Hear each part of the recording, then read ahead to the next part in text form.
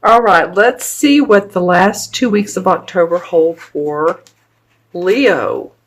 Liking it, Leo. All right. Well, okay, so this is the Chariot card and the Eight of Pentacles, both in themselves very positive cards. My crystal, once I said that, it started rolling off the table. I kid you not. Okay. And I don't mean that's a bad sign. It's just like movement. All right. And that's what this Eight of, Seven Chariot card is about. This is about moving forward, moving past any blocks, beliefs, challenges you've had, and feeling that all-powerful inner strength and go, go, go. And, here we have the Sphinx, we have the dark, and we have the light. And you've seen the dark and the light, and you've seen both sides. This is a very balanced type of card, if you will. So, Leo, you guys are ready to move forward. You might be moving personally, your house. You might be moving your business. You might be changing jobs. You might be moving out of a relationship or moving into a relationship and moving in with someone, physically moving in with them or them you. But I just feel like things are on the go. Things are on the go. It could definitely be about your work because the Eight of Pentacles comes up, and the Eight of Pentacles tells us that you're working hard to achieve and you're enjoying it. And this is, to me, this is a very positive card with the Pentacles. The Pentacles, of course, are about our money, our finances, our body, our health, anything on the exterior. So it can represent the apprentice, someone who's working newly on a assignment or a job. It can mean that. It might be that you're moving towards a higher either promotion, a raise, or responsibility, or you have more, you've been given a new project, or as I like to say, the Leos are, you guys are always great actors, so maybe you've been given an acting job. I'm just saying, you're working your craft diligently. Whatever craft you do, whatever job you do, whatever service, philanthropic, Leo, you guys, you can work for a bank, or you could do anything, but you're working hard to make things happen, and you're receiving compensation for that. Let's look at the first 2 weeks in November, and I'm going to, interesting why this, oh, wow, okay. And I'm saying wow because this card and another wand card came up in another sign. I think it was here and here. So the first 2 weeks of November is all about, yes, the wands, which are, the wands represent the fire signs, and you're a fire sign. And you know that, I don't have to tell you. We have the 9 and we have the 10. And these cards have been shuffled like 800 million times. So this was meant to be. Okay, so this guy who's been working hard, he's in his work clothes, isn't he? And this one, he has the bandana on. He's been through a little bit of a battle with this work. Things have not been easy. And you're going to need this strength. You're going to need to remember what moves you forward. Because this is reminding me that you've had to stand up for yourself and your abilities and your talents and who you are, your artistic talents and or your practical talents, whatever you're good at. Let's see, something else comes up for me for this. The 9. 9 represents completion. So it could be that you've completed something, very much so. You completed it. Now you're putting all these talents and abilities. You have this burden on your back. I mean, it almost looks like the same guy, different color hair. And you're taking them to a different location. You're moving with them. You're going to take these burdens and drop them one by one to get to this beautiful house, get to what feels like the promised land. The 10 is always the finality. That's it. 9 is you've completed your work. 10 is, okay, I'm done. That's all. I'm letting it go one by one by one so that you can lighten your burden. It almost feels like a very spiritual or metaphysical type of practice as well. And I don't mean that you do that, but it's spiritually good for you to let go of these burdens that you've been holding on to. Interesting that the first 2 weeks of November are so much about the work you do, your passion in life. This is about making money. This is your passion. You've had to stand up for yourself, and you want to take these talents and abilities, but unload them as you move forward. Let's see what the transition card is. Dun, dun, dun, dun, dun.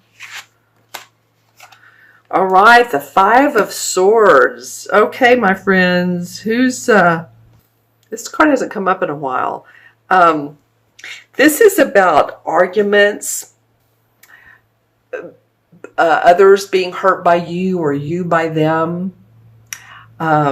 See how they've put down their swords and they're walking away and you feel victorious. I think this is you.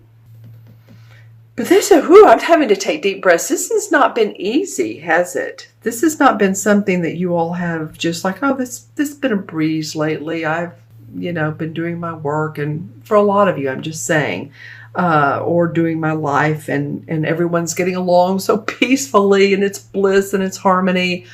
I don't think so. I think even if you're putting that face on in public or around people, there's been some underlying disagreements. And this is a transition card. Well, life is never just, peaches and roses, is it? So we have some movement here. Then we possibly, transition could have some underlying tension. Standing up for yourself, but saying, I am who I am, and you're moving on. Both of these two represent that in different ways. This is like coming from the past. This is going towards the future. I want to draw a card, and it wants to be the one on top, the Lover's card. This happened okay, that's interesting. So you're moving towards, it could be a relationship, or it could mean that you're putting more love in a relationship. Could be with yourself, could be with this card usually represents romantic relationship.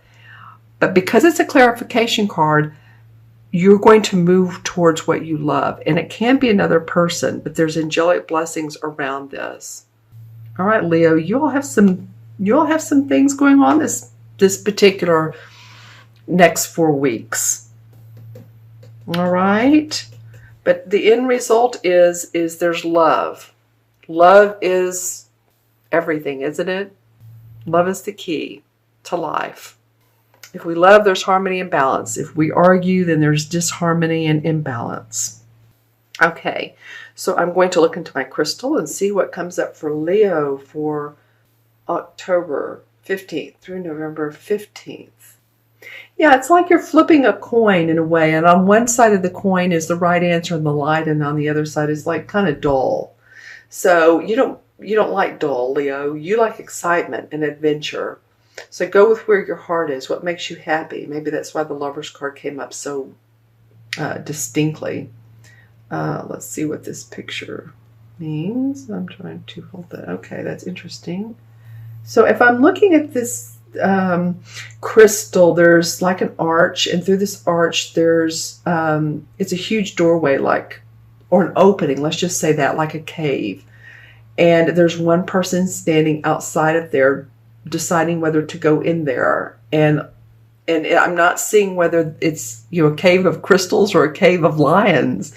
Honestly, you're going to need to make that decision for yourself. Okay. But now that I said that, there's 1, 2, 3, 4, 5, 6, 7, 8. 1, 2, 3, 4, 5, 6, 8 light beings that come up, and an aqua cross or aqua stone cross. It looks like aquamarine in the shape of a cross, and then also 8 lights. Go with your inner intuition. This is a time really now of amping up the spirituality. I do feel like that you're opening the door to that cave.